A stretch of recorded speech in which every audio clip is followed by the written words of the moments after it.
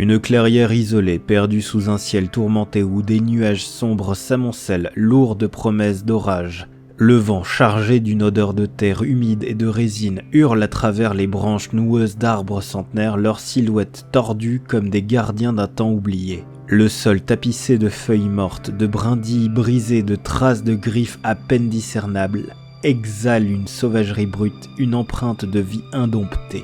Au cœur de ce théâtre naturel, un feu de camp crépite avec défiance, des flammes projetant des ombres dansantes qui semblent animées d'une vie propre, révélant des empreintes dans la boue, ni tout à fait humaines, ni pleinement animales. Sur un rocher moussu, une cape de fourrure usée râpée par des années d'errance repose à côté d'un bâton noueux, gravé de runes anciennes, comme un totem chargé de récits murmurés par les vents. Dans l'obscurité des fourrés, des yeux luisants percent la nuit et un grognement sourd, presque imperceptible, fait vibrer l'air empreint d'une menace primitive qui glace le sang. Tout ici, de la terre sacrifiée aux étoiles voilées par les nuages, parle des gangrels. Ce clan de la nuit dont le sang bouillonne au rythme d'une bête intérieure, une force aussi ancienne que les forêts primordiales.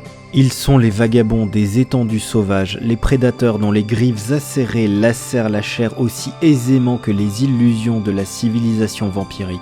Leur histoire gravée dans les profondeurs des forêts, les plaines balayées par les vents et les crimes où les aigles n'osent voler est une saga de liberté farouche, de survie et de lutte contre une malédiction qui menace de les réduire à des monstres.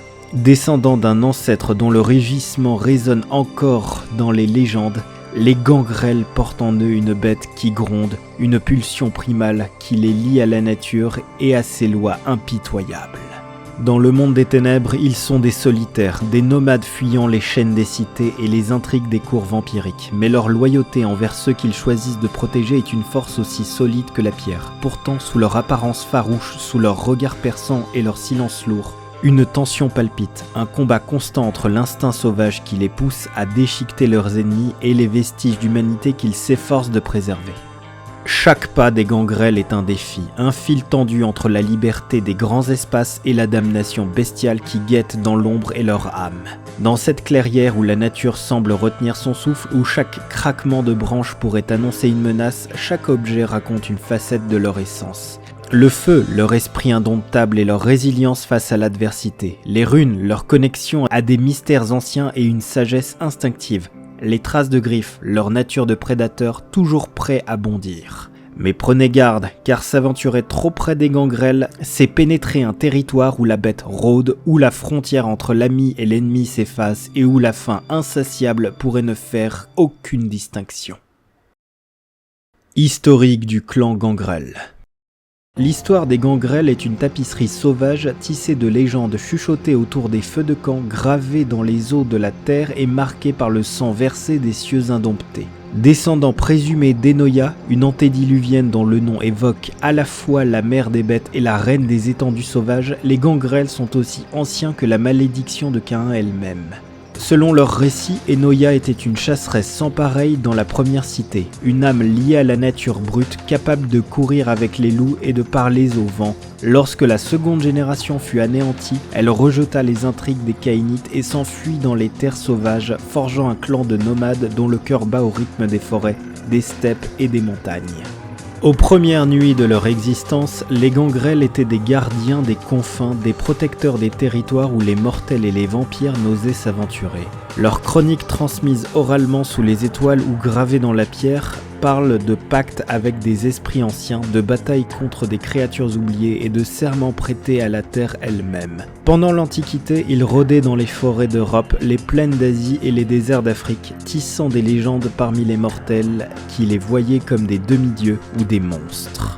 Les tribus humaines les craignaient et les vénéraient. Les chamans échangeaient des récits de seigneurs de la bête, capables de se fondre dans la peau d'un ours ou d'un loup. Au fil des siècles, les gangrels restèrent à l'écart des grandes cités vampiriques, méprisant les jeux de pouvoir de la Camarilla et du sabbat. Lors de l'Empire romain, ils furent des ombres dans les campagnes, protégeant les terres sauvages contre l'expansion des Ventrue et des Toreadors. Pourtant, leur nature indépendante ne les rendait pas insensibles au conflit des Caïnites. Pendant les invasions barbares, certains gangrels choisirent de guider des tribus mortelles, devenant des figures de légende comme des chefs de guerre aux yeux flamboyants, tandis que d'autres se contentaient de chasser dans l'ombre, leurs griffes tachaient du sang des envahisseurs. Le Moyen-Âge vit les gangrels s'adapter aux bouleversements du monde. Alors que les forêts d'Europe étaient abattues pour faire place à des châteaux et des champs, le clan se scinda. Une partie resta fidèle aux anciennes voies, migrant vers les terres encore sauvages comme les steppes slaves ou les Highlands écossaises. D'autres, attirés par les tumultes des guerres féodales, prêtèrent leurs talents de traqueurs et de combattants aux princes de la Camarilla, bien que toujours à leurs conditions. Leur réputation de mercenaires farouches grandit, mais leur loyauté allait d'abord à leur clan et à la liberté des grands espaces. L'ère moderne apporta de nouveaux défis. L'industrialisation et l'urbanisation réduisirent les territoires sauvages, forçant de nombreux gangrels à s'aventurer dans les franges des villes ou à se replier dans les dernières étendues vierges. Au XIXe siècle, certains rejoignirent la Camarilla, séduits par des promesses de protection pour leurs terres, tandis que d'autres, plus radicaux, se tournèrent vers le sabbat, voyant dans sa sauvagerie un écho à leur propre nature. Cette division accentua les tensions internes. Les traditionalistes, fidèles à Enoya et à la vie nomade, s'opposa aux urbains qui cherchaient à s'adapter au monde moderne tout en luttant contre la bête qui grondait en eux. À la fin du XXe siècle, les gangrels connurent un bouleversement majeur. En 1999, le clan quitta officiellement la Camarilla après des siècles de méfiance mutuelle. Un schisme provoqué par des désaccords profonds avec les Ventrous et les Trémères. Ce départ renforça leur image de paria, mais aussi leur liberté, leur permettant de naviguer dans le djihad à leur manière. Certains gangrels comme le légendaire Beckett, un érudit errant et chroniqueur de secrets caïnites, devinrent des figures emblématiques incarnant l'esprit indomptable du clan. D'autres comme Brumhilde, une guerrière nordique, continuèrent à défendre les anciennes traditions, guidant des meutes de gangrels dans les terres sauvages. Aujourd'hui, dans le monde des ténèbres, les gangrels restent des énigmes, des prédateurs dont la loyauté va d'abord à eux-mêmes et à la nature qui les a façonnés. Leur histoire est celle d'une lutte constante contre les chaînes de la civilisation, contre la bête qui menace de les consumer et contre les intrigues des autres clans qui cherchent à exploiter leurs forces. Chaque gangrel porte en lui l'héritage d'Enoya, un appel des sauvages profondeurs, et chaque pas qu'ils font dans la nuit ajoute un nouveau chapitre à une légende aussi indomptable que le vent qui hurle à travers les arbres. Gangrel célèbre. Les gangrels solitaires et indomptés ont donné naissance à des figures légendaires dont les noms résonnent comme des échos sauvages à travers le monde des ténèbres, porteurs de récits de bravoure, de sauvagerie et de quête d'identité face à la bête intérieure. Ces caïnites, marqués par leur lien avec la nature ou leur lutte contre la malédiction de leur sang, incarnent les contradictions du clan. Des prédateurs farouches, des gardiens des terres sauvages, des érudits errants ou des rebelles défiant les chaînes de la société vampirique. Leurs exploits, murmurés autour des feux de camp ou gravés dans des chroniques occultes, sont des avertissements autant que des légendes, illustrant la force brute et la fragilité de l'humanité des gangrels. Beckett. Érudit nomade et chroniqueur infatigable, Beckett est une figure emblématique du clan, connu pour sa quête obsessionnelle des secrets des Caïnites. Vagabond à travers les continents, il explore les mystères du djihad, des origines d'Enoya aux prophéties de la Gehen, souvent au péril de sa vie. Sa maîtrise du protéisme et son intellect aiguisé en font un survivant hors pair, mais ses traits bestiaux, yeux de loup et griffes permanentes trahissent les frénésies répétées des siècles d'errance. Respecté mais insaisissable, Beckett est à la fois un allié précieux et un danger pour ceux qui croisent son chemin, car sa loyauté va d'abord à la vérité. Brumhilde. Guerrière nordique légendaire, Brumhilde incarne l'esprit indomptable des gangrels traditionnalistes. Née à l'époque des Vikings, elle guida des meutes de gangrels dans les forêts scandinaves, défendant les terres sauvages contre les incursions des Ventrous et des mortels. Sa forme de loup noir, aussi massif qu'effrayante, est devenue une légende parmi les clans nordiques. Fidèle aux anciennes voies d'Enoya, elle rejette la Camarilla et le sabbat, voyant dans leurs intrigues une trahison de la liberté. Ses grognements rauques et son apparence marquée par la bête en font une figure crainte, mais son code d'honneur inspire ceux qui cherchent à préserver l'héritage gangrel. Jalan à Jav. Surnommé le loup de la steppe, ce gangrel d'origine mongole est une légende du sabbat, connu pour sa sauvagerie impitoyable et sa loyauté envers ses camarades. Sa forme de loup des steppes rapide et mortel a semé la terreur lors des guerres contre la Camarilla au XVIIIe siècle. Malgré son allégeance au sabbat, Jalan Adjav reste un solitaire préférant les plaines désolées aux meutes organisées. Ses traits bestiaux, dont une mâchoire canine et des yeux jaunes, en font une figure cauchemardesque, mais ses actes de protection envers les jeunes gangrels du sabbat révèlent une humanité persistante. Ces figures, parmi d'autres, incarnent la dualité des gangrels, des âmes tiraillées entre la liberté sauvage et la damnation de la bête, entre la solitude des grands espaces et les liens qu'ils tissent avec ceux qu'ils choisissent de protéger. Leur nom porté par le vent à travers les forêts et les plaines continue d'écrire la légende du clan. Chaque rugissement, chaque pas dans la nuit ajoutant un nouveau chapitre à leur histoire indomptable dans le monde des ténèbres. Les disciplines des gangrels. Les gangrels tirent leur puissance de 3 disciplines qui incarnent leur essence sauvage, leur lien indéfectible avec la bête intérieure et leur capacité à survivre dans les environnements les plus impitoyables. Animalisme, force d'âme et protéisme. Ces disciplines font d'eux des prédateurs suprêmes, des nomades capables de prospérer là où d'autres kainites s'effondrent et des métamorphoses dont la forme reflète l'âme indomptée. Ensemble, ces pouvoirs traduisent l'essence des gangrels, une fusion d'instinct primal, de résilience surnaturelle et de transformation leur permettant de régner sur les terres sauvages et de frapper avec une férocité brute.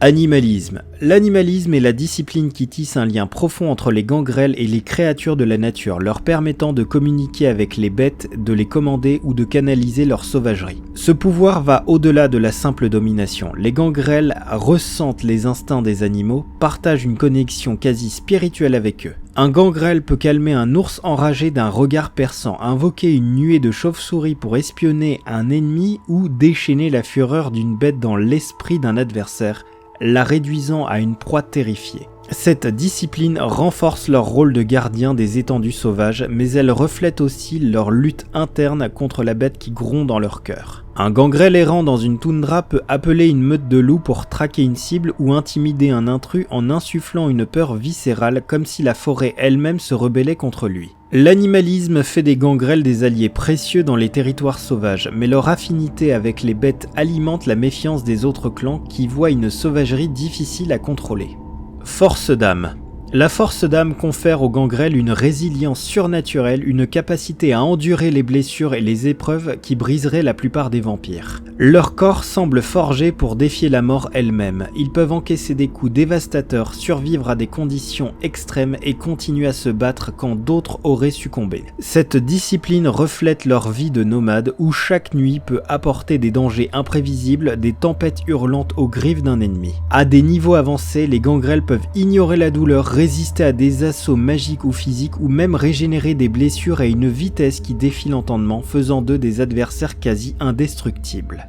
Un gangrel pris dans une embuscade peut absorber une volée de flèches sans broncher ou survivre à une chute dans un ravin, se relevant avec un grognement pour poursuivre sa chasse sous un ciel étoilé. La force d'âme fait des gangrels des survivants ultimes capables de traverser des déserts brûlants ou des glaciers impitoyables. Elle renforce leur réputation de brutes indomptables, souvent sous-estimées pour leur ruse ou leur sagesse.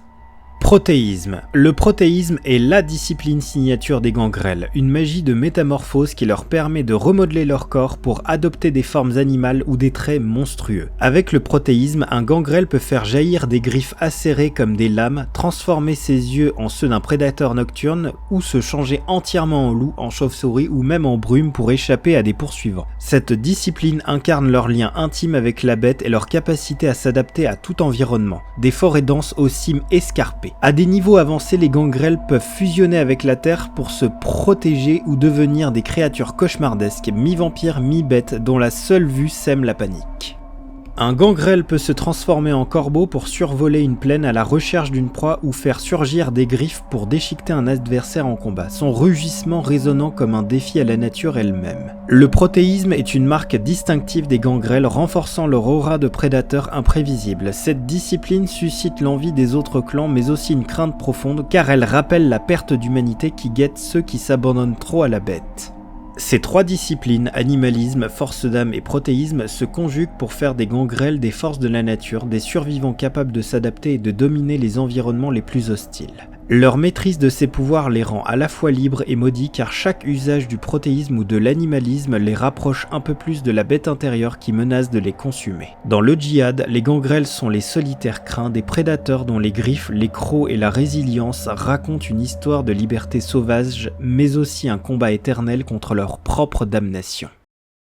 Le fléau des gangrels, la marque de la bête. Le fléau des gangrels est une malédiction aussi ancienne que leur lignée, les lie à la bête tapis dans leur sang, une force primale qui les rend à la fois puissants et maudits dans le monde des ténèbres. Chaque frénésie, cet état de rage ou de faim où la bête prend le contrôle, laisse une marque indélébile, des griffes permanentes, des yeux luisants de prédateurs, une fourrure naissante ou un grognement guttural qui trahit leur perte d'humanité. Ces stigmates, loin d'être de simples difformités, sont des cicatrices de l'âme, des signes visibles de leur glissement vers une sauvagerie irréversible qui menace de les transformer en monstres errants dans les terres sauvages, incapables de se mêler aux mortels ou aux autres caïnites. Ce fléau façonne leur existence, il les pousse à fuir les cités où leurs traits bestiaux risquent de briser la mascarade pour embrasser la solitude des forêts, des steppes ou des montagnes où ils peuvent canaliser leur rage loin des regards. Pourtant, cette proximité avec la bête est aussi une source de puissance, leur conférant une résilience et une férocité qui leur permet de survivre là où d'autres succomberaient, que ce soit face à une tempête glaciale ou aux griffes d'un ennemi. Dans le djihad, ce paradoxe fait des gangrels des alliés imprévisibles, leur force brute est incontestable mais chaque frénésie les rapproche d'un point de non-retour où ils pourraient perdre tout semblant d'humanité. Les traditionalistes fidèles à l'héritage d'Enoya voient la bête comme un don à accepter tandis que certains réformistes, marqués par leur flirt avec la camarilla avant le schisme de 1999, cherchent des rituels pour limiter les effets de la frénésie bien que ces efforts soient rares et mal vus. Cette tension isole les gangrels, renforçant leur réputation de parias parmi les clans qui les regardent avec un mélange de crainte, de pitié et de dédain, les voyant comme des barbares à peine civilisés. Pourtant, chaque marque bestiale est un étendard de leur liberté, un rappel de leur lien indéfectible avec la nature et leur lutte éternelle pour préserver les vestiges de leur humanité face à la damnation qui gronde en eux. En conclusion, les gangrels incarnent une force brute et indomptée dans le monde des ténèbres, les nomades dont le sang pulse au rythme de la bête et des étendues sauvages, tissant une saga de liberté, de sauvagerie et de lutte contre une malédiction qui menace de les consumer. De leurs origines liées à Enoya aux forêts profondes qu'ils protègent en passant par leur départ retentissant de la Camarilla et les figures légendaires comme Beckett ou Brumhilde, les gangrels sont à la fois des prédateurs craints et les gardiens d'une vérité ancienne, celle d'une nature indomptable qui refuse les chaînes des intrigues vampiriques. Leur fléau, qui grave la bête en leur chair et leur âme, et leur discipline, animalisme, force d'âme, protéisme, font d'eux des survivants inégalés, mais aussi des parias isolés par leur apparence et leur méfiance envers les jeux de pouvoir. Dans les ombres des forêts ou les franges des cités, les gangrels observent, chassent et survivent, leurs griffes prêtes à lacérer quiconque menace leur liberté, leur regard perçant la nuit comme un défi à la damnation elle-même.